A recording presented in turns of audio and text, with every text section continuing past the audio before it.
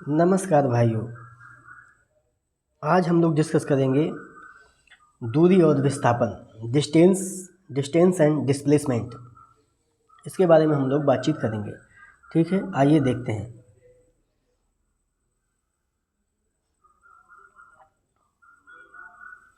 क्या क्वेश्चन क्या कह रहा है वो हम लोग देखते हैं।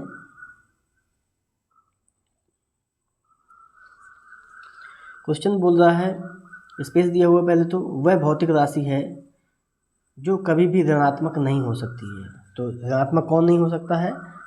तो दूरी ऋणात्मक नहीं हो सकती है। ठीक है ना। Okay, next. दूरी अदिश राशि है जो कभी ऋणात्मक नहीं होती है, जबकि बल, त्वरण तथा वेग सदिश राशि हैं। इनका मान धनात्मक, ऋणात्मक तथा शून्य तीनों हो सकते हैं। ठीक है। क्वेश्चन नंबर 559 हम लोग देखेंगे। क्वेश्चन नंबर 559 क्या कह रहा है? का उपयोग एक वस्तु की समग्र गति का वर्णन करने और किसी दिए गए समय पर इसकी प्रारंभिक स्थिति के संदर्भ में अंतिम स्थिति का पता लगाने के लिए किया जाता है। तो आंसर क्या हो जाएगा? दूरी और विस्थापन। ठीक है ना। उम्मीद करते हैं ये समझ में आ रहा होगा, इसमें कुछ है नहीं है। डिस्क्रिप्शन देख लेते हैं। जब कोई वस्तु एक बिंदु P से दूसरे स्थान Q तक किसी भी पथ से होते हुए गति करती है तो इसके विस्थापन का परिमाण उन दो बिंदुओं के मध्य की निम्नतम दूरी होगी। दूरी और विस्थापन का उपयोग एक वस्तु की समग्र गति का वर्णन करने और किसी दिए गए समय पर इसकी प्रारंभिक स्थिति के संदर्भ में अंतिम स्थिति का पता लगाने के लिए किया जाता है। ओके, 560 नंबर क्वेश्चन क्या कह रहा है, आइए हम लोग देखते हैं। क्या कह रहा है? वेग और समय का गुणनफल क्या प्रदान करता है? वेग और समय का गुणनफल, तो वेग v है इंटू टी। v और t का अगर एक मिनट,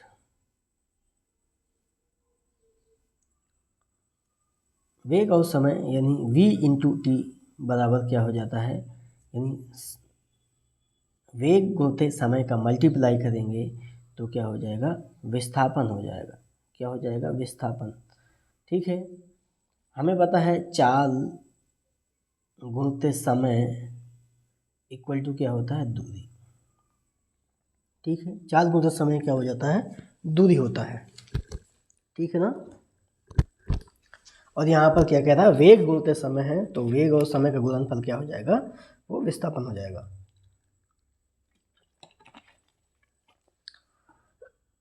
सॉरी। नेक्स्ट बातचीत करते हैं। 560 के बाद 561 नंबर क्वेश्चन क्या कह रहा है? 561 नंबर क्वेश्चन कह रहा है,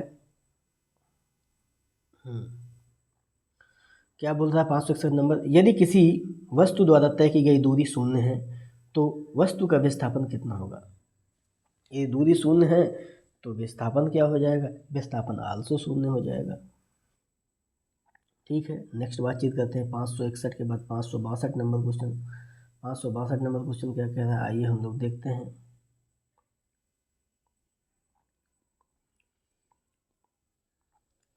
एक वस्तु को ऊपर की ओर फेंका जाता है। यह 100 मीटर की ऊंचाई तक जाती है और फिर फेंकने वाले के पास वापस आ जाती है। तो क्या होगा? वस्तु का वास्तविक विस्थापन 50 मीटर है। विस्थापन तो शून्य हो जाएगा क्योंकि वापस उसी पास आ जाती है। वस्तु द्वारा तय की गई कुल दूरी शून्य है।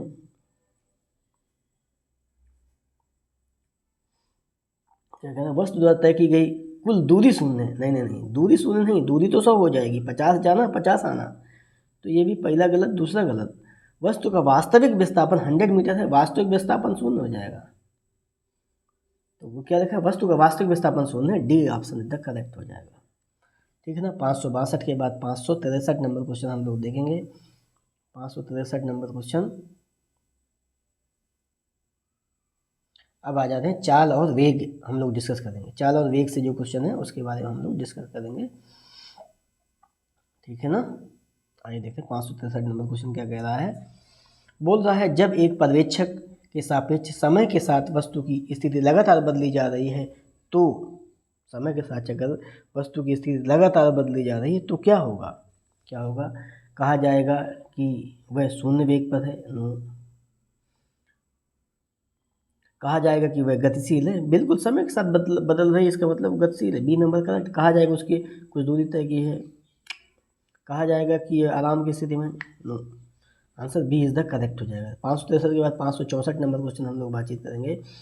564 नंबर क्वेश्चन क्या कह रहा है, आइए हम लोग देख लेते हैं। क्या बोल रहा है, एक चालक समान गति से अपनी कार को चलाता है और 60 सेकंड में 288 मीटर दूरी तय करता है। गति ज्ञात कीजिए। गति, स्पीड, चाल, v बराबर होता है या वेग, दूरी, गति निकालना है यानी चाल, स्पीड, चाल बराबर क्या होता है, दूरी बटे समय। दूरी कितनी है, 288 मीटर, समय कितना है, 60 सेकेंड है। काट देंगे इसको, 4 से काटते तो ये नीचे 15 आ जाएगा, 4 7 28 और 4 दूनी 72, 15 से काटेंगे तो 15 चौके 60, 15 15 75, तो यानी 4 पॉइंट कुछ आएगा, 4 पॉइंट कुछ आएगा। तो 4 पॉइंट कुछ कहाँ पर लिखा है, ए नंबर पर लिखा है द करेक्ट आंसर 4.8 मीटर्स। अगर और भी 4 पॉइंट में और भी ऑप्शन दिए होते तो फिर पूरा कैलकुलेशन करते, बाकी आपको करना है तो आप कैलकुलेशन कर दीजिएगा, ठीक है। आगे बातचीत करते हैं। 564 के बाद 565 नंबर क्वेश्चन हम लोग बातचीत करेंगे। 565 नंबर क्वेश्चन क्या कह रहा है,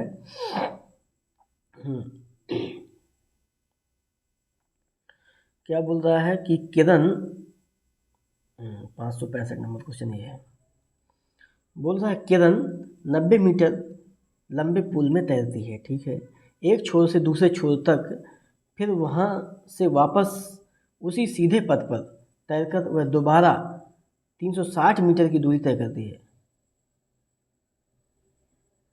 ठीक है। औसत वेग हमको निकालना है, ठीक है ना। किरण पुल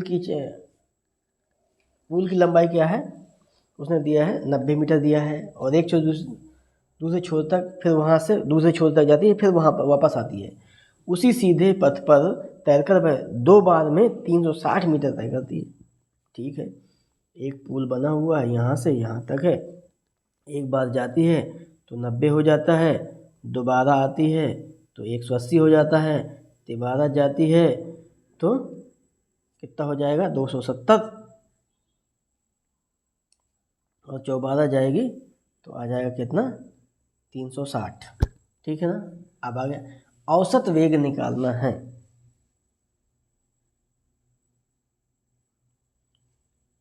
औसत वेग निकालना है, आइए देख लेते हैं, ठीक है।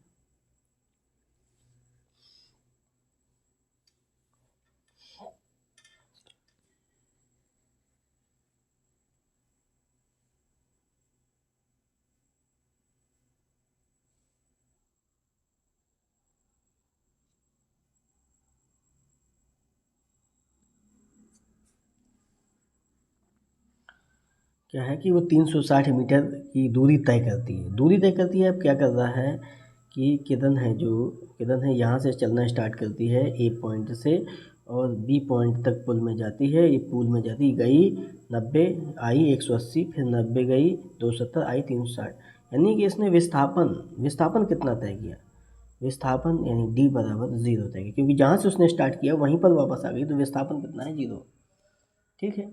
वेग बराबर क्या होता है, वेग बराबर होता है विस्थापन बटे समय।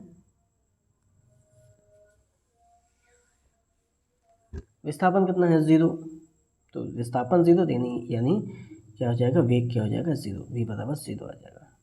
तो आंसर आपका कौन सा करेक्ट हो जाएगा, आंसर करेक्ट हो जाएगा ए नंबर। समझ में आया कि नहीं आया, क्योंकि यहाँ पर विस्थापन क्या है, शून्य हो रहा है, इसलिए क्या रहेगा, इसलिए वेग शून्य रहेगा, ठीक है। नेक्स्ट बातचीत करते हैं 565 के बाद 566 नंबर क्वेश्चन। 566 नंबर क्वेश्चन क्या कह रहा है, आइए देखते हैं। किसी वस्तु का त्वरण इसके में प्रति इकाई समय में हुआ परिवर्तन है, ठीक है। हमने कई बार बातचीत किया है इसके बारे में कि हमें पता है त्वरण A बराबर होता है delta V upon delta T, ठीक है ना, delta V upon delta T, यानी कि जो त्वरण होता है वेग में परिवर्तन की दर है। तो किसमें समय के अनुसार प्रति इकाई समय में किसमें परिवर्तन, वेग में परिवर्तन। तो आंसर आ जाएगा ए करेक्ट हो जाएगा, ठीक है। 566 के बाद 567 नंबर क्वेश्चन हम लोग देखेंगे। फ्रेम के संदर्भ में जो समय का फंक्शन है, फ्रेम के संदर्भ में जो समय का फंक्शन है, एक वस्तु की स्थिति में परिवर्तन की दर, एक वस्तु की स्थिति में परिवर्तन की दर को क्या कहा जाता है, आंसर वेग कहते हैं, क्योंकि वेग v बराबर होता है delta s upon delta T. Okay, स्थिति में परिवर्तन अपॉन समय, ठीक है। ऑप्शन आपका सी करेक्ट हो जाएगा। नेक्स्ट है 567 के बाद 568 नंबर क्वेश्चन हम लोग देखते हैं। सॉरी, समय के साथ किसी वस्तु का वेग दिखाने वाले ग्राफ को क्या कहा जाता है, तो वेग समय ग्राफ कहेंगे, ठीक है ना। नेक्स्ट बातचीत करते हैं 568 के बाद 569 नंबर क्वेश्चन है, क्या कह रहा है, आइए हम लोग बातचीत करते हैं। औसत चाल और औसत वेग वस्तु की गति दर्शाता है। औसत चाल और औसत वेग वस्तु की गति दर्शाता है। कैसे, समय की एक विशेष अवस्था में, लंबी दूरी में, कम दूरी में और दिए गए समय अंतराल के दौरान औसत चाल। तो आंसर आ जाएगा डी नंबर करेक्ट आंसर, दिए गए समय अंतराल के दौरान, ठीक है ना। 569 के बाद 570 नंबर क्वेश्चन की बातचीत करेंगे। 570 नंबर क्वेश्चन क्या कह रहा है, आइए देखते हैं, बातचीत करते हैं। एक भीड़ भाड़ वाली सड़क पर एक बस की गति का उदाहरण है। एक भीड़ भाड़ वाली जगह पर एक बस की गति किस गति का उदाहरण है, तो आंसर है असमान गति का, क्योंकि जब भीड़ भाड़ जगह है तो रुकेगी चलेगी, रुकेगी चलेगी, तो कैसी गति है, असमान गति हो जाएगी, ठीक है ना। नेक्स्ट बातचीत करते हैं 570 के बाद 571 नंबर हम लोग क्वेश्चन देखेंगे। 571 नंबर क्वेश्चन क्या कह रहा है, आइए हम लोग देखते हैं। क्या बोल रहा है, चाल, दूरी और समय का सही संबंध है। चाल, दूरी और समय का सही संबंध क्या है, चाल बराबर या दूरी बराबर या समय बराबर कुछ भी निकाल लेते हैं। हमें पता है दूरी बराबर होता है चाल गुणते समय, ठीक है ना। दूरी को d से लिख देंगे, चाल को s से लिख देंगे और समय को t से लिख देंगे। कहीं पर लिखा है d बराबर s इंटू टी, तो d बराबर s इंटू टी नहीं है, s के पदों में दिया है, तो s बराबर क्या आ जाएगा, d अपॉन टी। s बराबर आ जाएगा, क्या आ जाएगा, d upon T. d upon T लिखा है कहीं पर, d अपॉन टी आ जाएगा, बी नंबर करेक्ट आंसर हो जाएगा। नेक्स्ट बातचीत करते हैं 571 के बाद 572 नंबर क्वेश्चन हम लोग देखते हैं। क्या कह रहा है, तात्कालिक वेग और औसत वेग तब बराबर होते हैं कब बराबर होते हैं, जब क्या है, जब वस्तु में त्वरण शून्य हो, तब तात्कालिक वेग और औसत वेग बराबर होंगे। अगर दोनों वेग त्वरण शून्य नहीं है तो बराबर नहीं हो सकते हैं, ठीक है। तात्कालिक वेग और औसत वेग तब बराबर होते हैं जब वस्तु में त्वरण शून्य हो। किसी वस्तु के वेग में परिवर्तन की दर को त्वरण कहते हैं। इसका मात्रक मीटर पर सेकंड स्क्वायर होता है। यह एक सदिश राशि है, ठीक है ना। 573 नंबर क्वेश्चन की हम लोग बातचीत करेंगे। विस्थापन के परिवर्तन दर को क्या कहा जाता है, तो आंसर है वेग। विस्थापन के परिवर्तन दर यानी कि वेग v बराबर होता है delta s upon delta t। इसकी वेमा क्या होती है, LT-1, याद रखिएगा, ये क्वेश्चन पूछता है रेलवे में, वेग की वेमा क्या होती है, LT-1। नेक्स्ट बातचीत करते हैं 573 के बाद 574 नंबर क्वेश्चन क्या कह रहा है, आइए हम लोग देखते हैं। विस्थापन के परिवर्तन की दर को क्या कहा जाता है, हम लोग बातचीत कर चुके हैं, वेग कहते हैं, क्योंकि क्योंकि v बराबर होता है delta s upon delta t। 574 के बाद 575 नंबर क्वेश्चन हम लोग देखेंगे। 575 नंबर क्वेश्चन क्या कह रहा है, आइए हम लोग बातचीत करते हैं। 575 नंबर क्वेश्चन बोल रहा है कि विस्थापन के परिवर्तन की दर यानी delta S upon delta T equal to क्या होता है, v। वेग आंसर बी करेक्ट आंसर हो जाएगा। आइए 575 के बाद 576 नंबर क्वेश्चन हम लोग देखेंगे। यदि कोई वस्तु समान समय अंतराल में असमान दूरी तय करती है, ठीक है, तो इसे में कहा जाता है, क्या कहेंगे, उसे असमान गति कहेंगे। नेक्स्ट बातचीत करते हैं 576 के बाद 577 नंबर क्वेश्चन है। किसी निर्दिष्ट दिशा में किसी वस्तु की गति को कहा जाता है, क्या कहा जाएगा, निर्दिष्ट दिशा में यानी एक ही दिशा में वस्तु की गति को क्या कहते हैं, वेग कहते हैं, ठीक है ना। नेक्स्ट बातचीत करते हैं 578 नंबर क्वेश्चन क्या कह रहा है, निम्न में से कौन सी मात्रा चाल के साथ इसकी गति निर्दिष्ट करती है। तो वेग ही होती है जो चाल के साथ इसकी गति को निर्दिष्ट करती है, वो क्या होती है, वो वेग होती है, ये वेग होता है। 579 नंबर क्वेश्चन हम लोग बातचीत करेंगे। एक निश्चित दिशा में बढ़ रही वस्तु की गति को वैज्ञानिक शब्दावली में किस पद के रूप में जाना जाता है, तो आंसर रहता है वेग, ठीक है। नेक्स्ट बातचीत कर देंगे 580 नंबर क्वेश्चन क्या कह रहा है, समय के साथ विस्थापन में परिवर्तन की दर को कहा जाता है, क्या कहा जाता है, उसे वेग कहते हैं। ये सभी प्रीवियस ईयर क्वेश्चन है, मोस्ट इंपॉर्टेंट क्वेश्चन है। ये आरआरबी जेई का सेकेंड पेपर जो होना उसके लिए इंपॉर्टेंट है। ग्रुप डी का जो वैकेंसी अभी आया है 32,000 उसके लिए इंपॉर्टेंट है। एनटीपीसी का वैकेंसी आया उसके लिए इंपॉर्टेंट है। जहाँ पर भी साइंस से पूछेगा वो हर जगह यह इंपॉर्टेंट है, क्योंकि ये प्योरली प्रीवियस ईयर क्वेश्चन है, ठीक है ना। नेक्स्ट बातचीत करते हैं 581 नंबर क्वेश्चन। 581 नंबर में प्रक्षेप गति यानी प्रोजेक्टाइल मोशन की बातचीत हम लोग करेंगे। देखते हैं प्रोजेक्टाइल मोशन क्या कह रहा है, किस कोण से फेंके जाने पर कोई वस्तु सर्वाधिक प्रक्षेपित होती है यानी सर्वाधिक दूरी तय करती है, तो वो एंगल होता है 45 डिग्री, ठीक है ना। जो रेंज यानी परास जो होती है, रेंज का फार्मूला क्या होता है, रेंज आर बराबर होता है क्या, u square sine 2 theta upon g, जहाँ यू क्या है प्रारंभिक वेग है, ठीक है ना,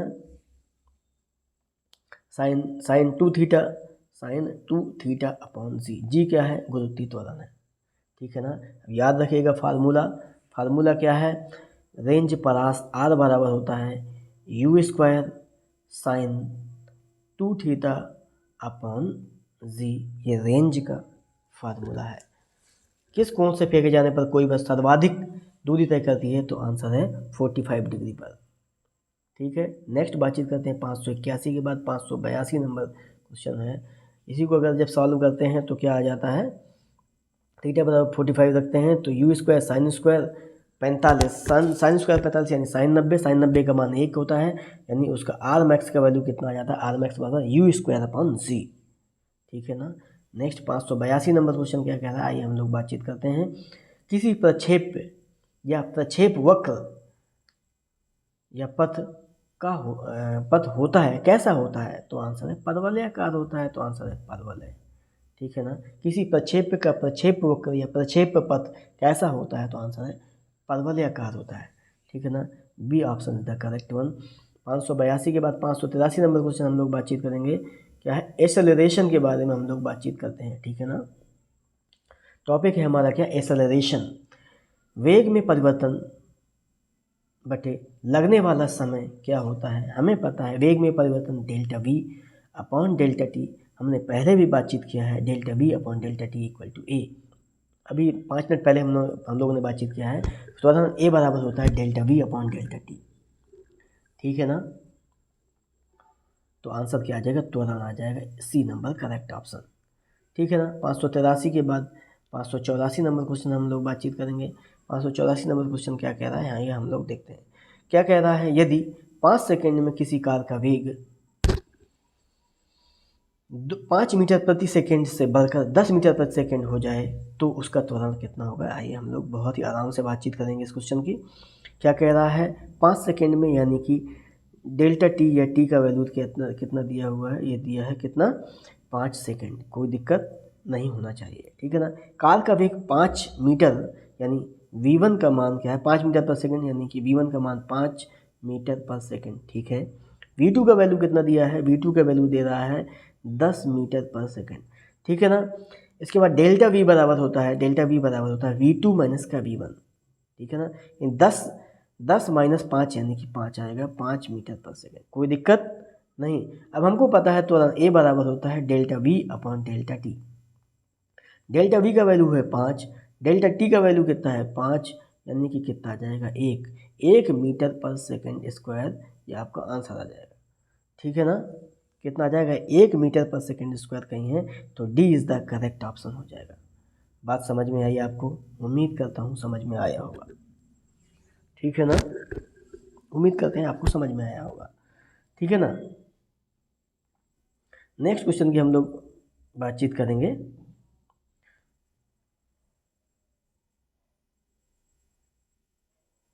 कर दिया था, क्या था इसमें, 1 मीटर पर सेकंड कर लिया है, कितना, 1 मीटर पर सेकंड स्क्वायर होना चाहिए, 1 मीटर पर सेकंड स्क्वायर, ओह सॉरी, वो ऑलरेडी दिया है, 1 मीटर प्रति वर्ग सेकंड ऑलरेडी दिया है, तो स्क्वायर लगाने की ज़रूरत नहीं है, ठीक है। 584 के बाद 585 नंबर क्वेश्चन हम लोग देखेंगे। 585 नंबर क्वेश्चन क्या कह रहा है, आइए हम लोग बातचीत करते हैं 585 नंबर क्वेश्चन। 585 नंबर क्वेश्चन ये दे रहा है, ठीक है ना। आइए हम लोग देखते हैं, अब ओके है ना, ओके। क्या कह रहा है, m1 किलोग्राम द्रव्यमान वाले एक लकड़ी के तख्ते पर 5 न्यूटन का बल लगाने पर यह 10 मीटर पर सेकंड स्क्वायर के त्वरण से आगे बढ़ता है, ठीक है। m2 किलोग्राम द्रव्यमान वाला एक अन्य तख्ता समान बल लागू होने पर 20 मीटर पर सेकंड स्क्वायर के त्वरण से आगे बढ़ता है, ओके।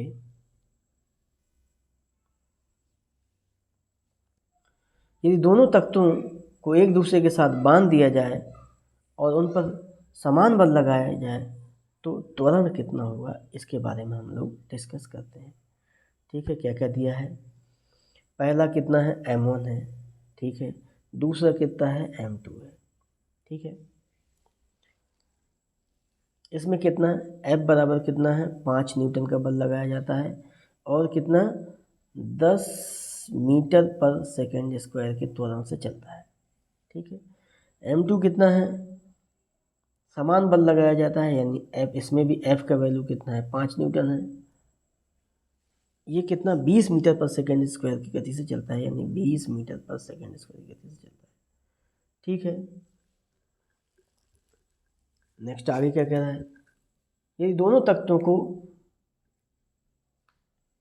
बांध दिया जाए, सॉरी, दोनों तख्तों को एक दूसरे के साथ बांध दिया जाए, ओके, और उन पर समान बल लगाया जाए तो त्वरण कितना होगा, ये हमको बातचीत करके बताना है, देखना है, देखते हैं क्या कह रहा है। आइए देखते हैं, हमें पता है F बराबर फाइनल जो फार्मूला होता है, F बराबर जो लगेगा, F बराबर m इंटू ए, ओके। अब हमको पहले पिंड के लिए m का वैल्यू पता है, नहीं पता, नहीं पता है, m1 बस दिया हुआ है, ठीक है। दूसरे के लिए कितना दिया हुआ है, उसके लिए भी m2 दिया हुआ है, आगे कुछ नहीं दिया है। पहले हम m1 m2 निकालते हैं, उसके बाद देखते हैं क्या करते हैं। F का मान कितना दिया है, 5 न्यूटन दिया है, m1 का m1 है, m2 m1 और a का वैल्यू कितना है, ये 10 मीटर पर सेकंड स्क्वायर की गति से वेग त्वरण से चलता है, ठीक है। तो इधर m1 बराबर कितना आ जाएगा, ये m1 बराबर आ जाएगा 5/10, ठीक है ना। m1 बराबर आ जाएगा 5/10, 5/10 यानी कि 1/2, 1/2 बोले तो 0.5 आ जाएगा, 0.5 किलोग्राम आ जाएगा, ठीक है ना। यानी अब हमने कोई क्या निकला है, m1 बराबर आ जाएगा 0.5 किलोग्राम। कोई समस्या यहाँ तक उम्मीद है नहीं होना चाहिए, ठीक है। नेक्स्ट बातचीत करेंगे। m2 इक्वल टू हमको निकालना है। अब m2 बराबर हम अब दोबारा निकालेंगे F बराबर m इंटू ए, क्योंकि समान बल लगता है तो समान बल F2 बराबर m2 इंटू A2। F2 में भी 5 ही लगना है क्योंकि बता दिया समान बल लगेगा, ठीक है ना। और m2 का वैल्यू निकालना है और a का कितना है 20 metre per second square. 20 metre per second square से क्या है चलता है। ओके, m2 बराबर क्या आ जाएगा 5/20 आ जाएगा। m2 बराबर आ जाएगा m2 बराबर 5/20। यहाँ तक कोई समस्या नहीं होना चाहिए, तो बटे 1/4 आ जाएगा, ठीक है ना। यानी m2 बराबर कितना आ जाएगा 0.25, ठीक है ना। यहाँ तक कोई समस्या होना नहीं चाहिए। अभी हमने कुछ नहीं किया है, केवल m1 का वैल्यू निकाला है और m2 का वैल्यू निकालिए। m1 का वैल्यू आया है 0.5 किलोग्राम और m2 का वैल्यू आया है 0.25 किलोग्राम, ठीक है ना। अब आगे देखते हैं m1 बराबर कितना आया है 0.5 और m2 बराबर कितना आया है 0.25 किलोग्राम में है सारे, ठीक है। अब आगे क्या कह रहा है, यदि दोनों तख्तों को एक दूसरे के साथ बांध दिया जाए, ठीक है बांध दिया गया, और उन पर समान बल लगाया जाए तो त्वरण कितना होगा। अब दोनों को जोड़ दिया है, हमें पता है F बराबर m इंटू ए। F यानी 5 ही लगाना है, m का मतलब m1 प्लस m2। m1 का वैल्यू कितना है 0.5 प्लस 0.25, 0.5 और 0.25 m इंटू ए का वैल्यू हमको निकालना है, यही तो वैल्यू निकालना है। तो 5 बराबर आ जाएगा, इन दोनों को जोड़ देंगे तो 0.75 आ जाएगा, 0.75 इंटू ए।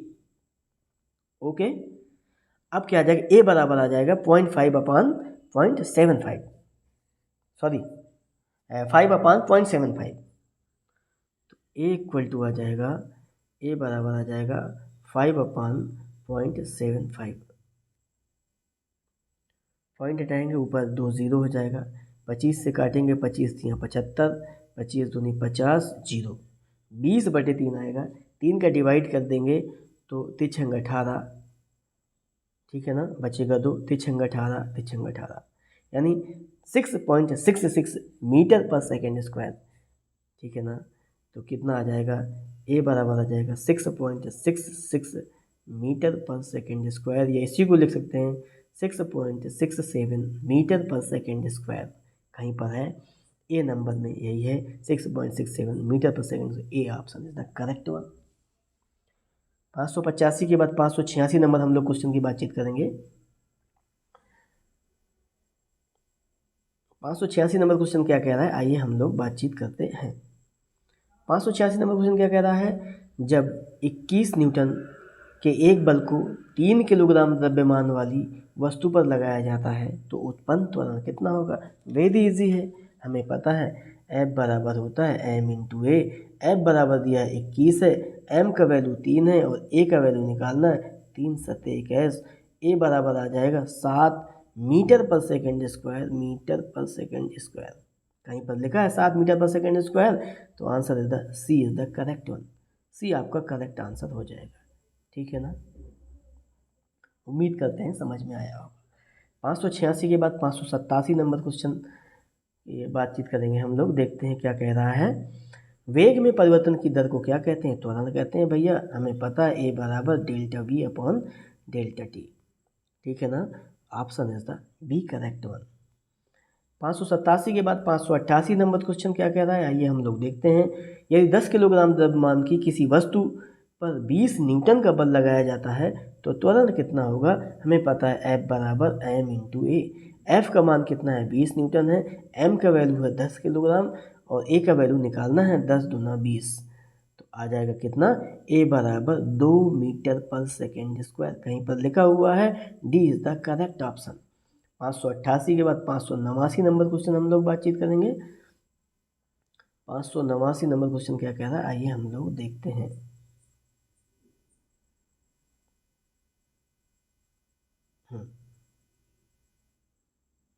क्या कह रहा है, 150 किलोग्राम द्रव्यमान की एक वस्तु 5 सेकंड में 6 मीटर पर सेकंड से 16 मीटर पर सेकंड वेग से त्वरित होती है, तो त्वरण ज्ञात कीजिए। हमें पता है त्वरण ए बराबर होता है delta we upon delta T. यानी वेग में परिवर्तन अपॉन समय में परिवर्तन, यह समय, ठीक है ना। तो हम देख लेंगे ए बराबर delta we upon delta T. Delta v का वैल्यू क्या है, 5 सेकेंड में 6 मीटर पर सेकेंड से 16 मीटर पर सेकेंड हो जाता है। तो इन 6 से 16 हो जाता है। अंतर कितने का आया, 10 का। कितने समय में आया, तो कितने, 5 सेकेंड में। 5 दूनी 10 आ जाएगा, 2 मीटर पर सेकेंड स्क्वायर आ जाएगा। कहीं पर लिखा है the C is the correct one. उम्मीद है आपको समझ आया होगा बहुत ही बेहतर तरीके से। नहीं समझ आया हो दोबारा रिवर्स करके देख लेना। 589 के बाद 590 नंबर क्वेश्चन हम लोग बातचीत करेंगे। क्या कह रहा है, आइए देखते हैं। नकारात्मक त्वरण निम्न में से किसकी दिशा के विपरीत होता है। तो आंसर देता वेग के विपरीत होगा त्वरण। उसी को त्वरण के जो नकारात्मक त्वरण होता है वो वेग के विपरीत होता है। उसी को हम क्या कहेंगे, उस नकारात्मक त्वरण को हम लोग क्या बोलेंगे, उस नकारात्मक त्वरण को हम लोग क्या बोलेंगे, उसको हम मंदन बोलेंगे। क्या बोलेंगे, मंदन, जो वेग को कम करे, रिटार्डेशन बोलते हैं। ठीक है, नेक्स्ट बातचीत करते हैं 500। तो ऑप्शन इसका कौन सा, ए नंबर करेक्ट हो जाएगा। 590 के बाद 591 नंबर हम लोग क्वेश्चन की बातचीत करेंगे। क्या कह रहा है, आइए देखते हैं। एक समान तल किसी सीधी सड़क पर नियत त्वरण पर दौड़ने वाली कार के संबंध में निम्न में से कौन सा कथन सत्य है। पहला, कार का त्वरण शून्य होगा। गलत है भैया। कार का वेग शून्य होगा। जब दौड़ रही है तो वेग कैसे शून्य हो सकता है। कार का त्वरण निरंतर बदल रहा है, ये हम कह नहीं सकते हैं। कार का वेग निरंतर बदल रहा है, ये करेक्ट आंसर हो जाएगा। ओके, नेक्स्ट बातचीत करते हैं 591 के बाद 592 नंबर क्वेश्चन। 592 नंबर क्वेश्चन क्या कह रहा है, जब कोई वस्तु एक समान गति से गति कर रही हो तो इसका त्वरण क्या होता है। एक समान गति है, हमें पता है त्वरण ए बराबर होता है delta we upon delta T. Delta we एक समान वेग से, यानी वेग में परिवर्तन नहीं हो रहा है, यानी कि वेग में परिवर्तन शून्य है, यानी कि त्वरण शून्य हो जाएगा भाई साहब। तो answer C is the correct one. उम्मीद करता हूँ आपको समझ आया होगा। आइए आगे बातचीत करते हैं। 592 के बाद 593 नंबर क्वेश्चन हम लोग देखते हैं। 593 नंबर क्वेश्चन क्या कह रहा है, आइए हम लोग बातचीत करते हैं। क्या कह रहा है, एक कार का वेग 5 सेकंड में 18 किलोमीटर पर आवर से 36 किलोमीटर पर आवर तक समान रूप से बढ़ता है। त्वरण की गणना कीजिए। ठीक है, कोई दिक्कत नहीं है। आइए बातचीत करते हैं। हमें पता है त्वरण ए बराबर होता है delta we upon delta T. Okay ना, तो हमको सबसे पहले डेल्टा वी चाहिए। डेल्टा टी यानी कि टी का वैल्यू तो दिया हुआ है 5 सेकंड, हमको डेल्टा वी चाहिए। आइए बातचीत करते हैं। डेल्टा वी बराबर V2 माइनस का V1। V2 कितना है 36, V1 कितना है 18, आ जाएगा कितना 18 किलोमीटर पर आवर। अब किलोमीटर पर आवर को हमको मीटर पर सेकंड में चेंज करेंगे, क्योंकि आंसर सारे मीटर पर सेकंड में दिए हुए हैं। तो मीटर पर सेकंड में चेंज करने के लिए 5/18 का मल्टीप्लाई कर देते हैं। नहीं समझ आएगा तो बताऊंगा क्या है। डेल्टा वी का वैल्यू क्या था 18, इसमें 5/18 का मल्टीप्लाई कर देंगे, 18 से 18 कैंसिल हो जाएगा, आ जाएगा 5 मीटर पर सेकंड आ जाएगा। ओके, अब हमको त्वरण निकालना है। हमको अब डेल्टा वी का वैल्यू 5 मीटर पर सेकंड आ गया, ध्यान रखिएगा। डेल्टा वी का वैल्यू आ गया 5 मीटर पर सेकंड। अब हमको पता है ए बराबर होता है delta we upon delta T. Delta v का वैल्यू कितना आ गया 5 मीटर पर सेकंड, और डेल्टा टी का वैल्यू है 5। 5 से 5 कट जाएगा, 1 मीटर पर सेकंड स्क्वायर कहीं पर लिखा हुआ है। इज द 1 मीटर, यानी B option is the correct one हो जाएगा, 1 मीटर पर सेकंड स्क्वायर। ठीक है ना, B is the correct one. 593 के बाद 594 नंबर क्वेश्चन हम लोग बातचीत करेंगे। 594 नंबर क्वेश्चन क्या कह रहा है, आइए हम लोग देखते हैं। हाँ, 594 नंबर क्वेश्चन क्या कह रहा है, आइए हम लोग बातचीत करते हैं। एक कार का वेग 10 सेकंड में 18 किलोमीटर पर आवर से 72 किलोमीटर पर आवर तक समान रूप से बढ़ता है। ठीक, कार्य के त्वरण की गणना कीजिए। त्वरण हमें पता है ए बराबर होता है delta we upon delta T. Delta v का वैल्यू आपको निकालना पड़ेगा और डेल्टा टी का वैल्यू दिया हुआ है, ठीक है ना। तो डेल्टा वी का वैल्यू पहले हम निकाल लेते हैं। डेल्टा वी बराबर आ जाएगा, यानी कि पहले 18 था, बाद में 72 हो जाएगा, यानी 72 माइनस का 18, 72 में से 18 घटा देंगे तो 54 आ जाएगा, ठीक है ना। यानी कि 12, 12 में 8 चले जाएगा 4 और 6, 6 में 1 चलेगा 5, 5 किलोमीटर पर आवर इसका वेग डेल्टा वी आ रहा है। अब इसको हम मीटर पर सेकेंड में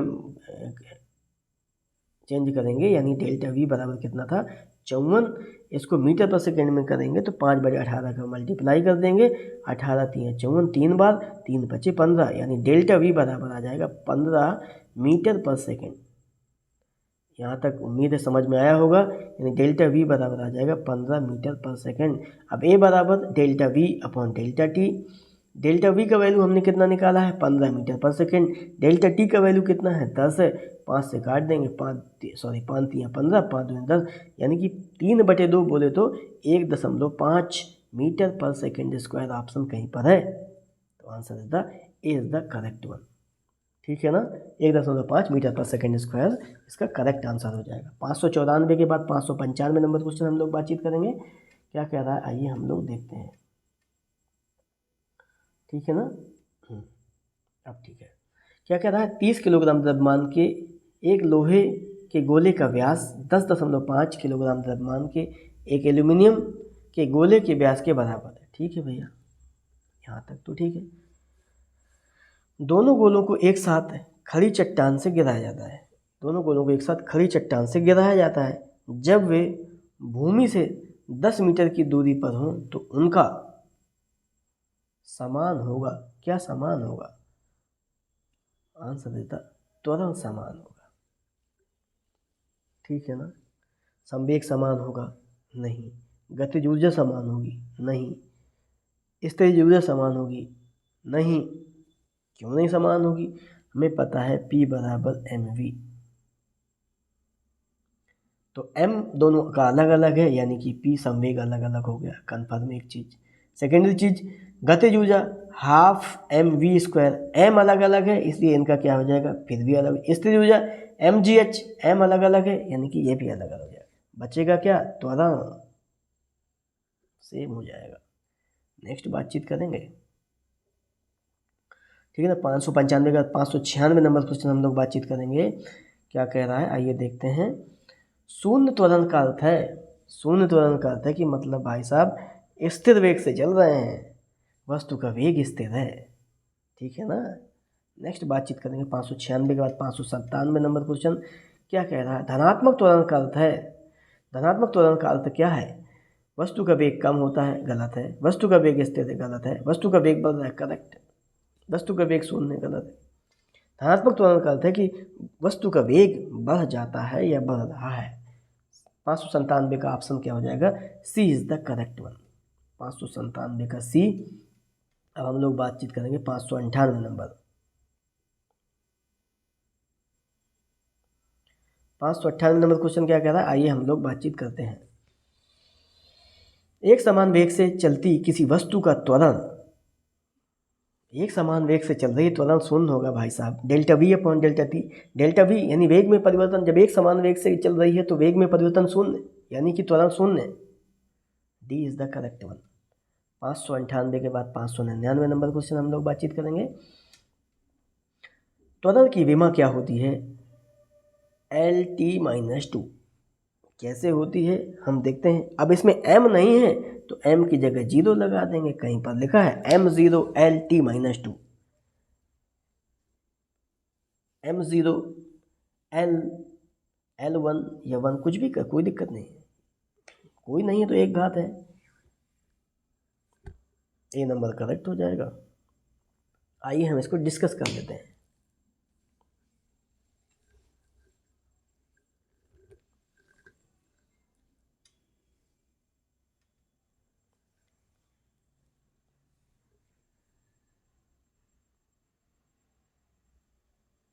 देखिए क्या त्वरण बराबर हमें क्या पता है, त्वरण बराबर ए बराबर क्या होता है delta we upon delta T, ठीक है ना। ये फार्मूला उम्मीद है सबको पता होगा, ठीक है। डेल्टा वी का जो विमा होती है, अब डेल्टा वी को भी बारे में देखें, वी बराबर होता है v बराबर वेग बराबर क्या होता है, विस्थापन बटे क्या होता है, समय। विस्थापन यानी विस्थापन s अपॉन समय t। ठीक है, अब इसको क्या लिख देंगे, s अपॉन t। ठीक है, अपॉन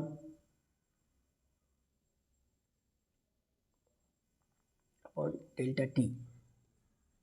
ठीक है, अब क्या होगा, ये t नीचे वाला ऊपर चला जाएगा t, और ये भी नीचे है, पहले एक बार देख लेते हैं। तो s अपॉन, एक मिनट, इसको क्या आएगा, s upon T upon delta T, यही है ना, आ जाएगा s upon T upon delta T, यही था। आइए इसको देखते हैं। तो s upon delta T, T T दोनों का सेम बेमा यानी समय का, यानी कि टी स्क्वायर हो जाएगा, कोई दिक्कत नहीं। s क्या है, दूरी, दूरी की बेमा क्या है, l, t की बेमा क्या है, t, तो आ जाएगा 2। ये टी स्क्वायर नीचे है तो ये ऊपर जाएगा तो माइनस में हो जाएगा, क्या आ जाएगा, एल टी माइनस 2, ये क्या आ जाएगा, एल टी माइनस 2 आ जाएगा। ठीक है ना, यानी कि त्वरण की बेमा क्या आ जाएगी, एल टी माइनस का 2। अब इसमें m भी साथ में जोड़ना है, तो क्योंकि m नहीं है तो m के बाद 0 कर देंगे, 0 कर देंगे तो द ऑप्शन इज द एक करेक्ट आंसर हो जाएगा। बात समझ में आई होगी, उम्मीद है। नहीं आई होगी तो आगे फिर समझाएंगे, टेंशन मत लीजिए। 599 के बाद 600 की बातचीत करेंगे हम लोग। 600 नंबर क्वेश्चन क्या कह रहा है, आइए देखते हैं क्या बोल रहा है। स्थिर अवस्था से प्रारंभ करने पर सुनील की कार 10 सेकंड में 20 मीटर पर सेकंड वेग प्राप्त कर लेती है, तो कार का त्वरण निकालिए। वेरी इजी, हमें पता है त्वरण ए बराबर होता है delta we upon delta T. Delta we बराबर क्या होता है, v2 माइनस का v1 अपॉन डेल्टा टी, यानी डेल्टा वी हम पहले निकाल लेते हैं। v2 का वैल्यू क्या है, कितना है, 20 मीटर पर सेकंड ना, माइनस v1 का वैल्यू हमें पता है, बोल रहा है प्रारंभ से, ये पूरा बोलो प्रारंभ बोले तो स्टार्टिंग में वेग कितना होगा, शून्य होगा, शून्य हो जाएगा, आ जाएगा 20 मीटर पर सेकेंड। यहाँ तक कोई समस्या ऐसे होना नहीं चाहिए। हमारे पास क्या आएगा, डेल्टा वी का वैल्यू आ गया। अब हमको पता है त्वरण ए बराबर delta we upon delta t, a बराबर delta we upon delta t, यह जगह 20 डेल्टा वी का मान, और डेल्टा टी का वैल्यू कितना है, 10 सेकेंड है, 10 से काट देंगे, 10 दूना 20, यानी क्या जाएगा 2 मीटर पर सेकेंड स्क्वायर कहीं पर लिखा हुआ है, ये लिखा हुआ B is the correct answer. आपका ऑप्शन क्या हो जाएगा, बी करेक्ट हो जाएगा, 2 मीटर पर सेकेंड स्क्वायर। आज यहीं तक रखते हैं, आप लोग अपना ध्यान रखिएगा। नमस्कार, जय हिंद, बाय बाय, टेक केयर।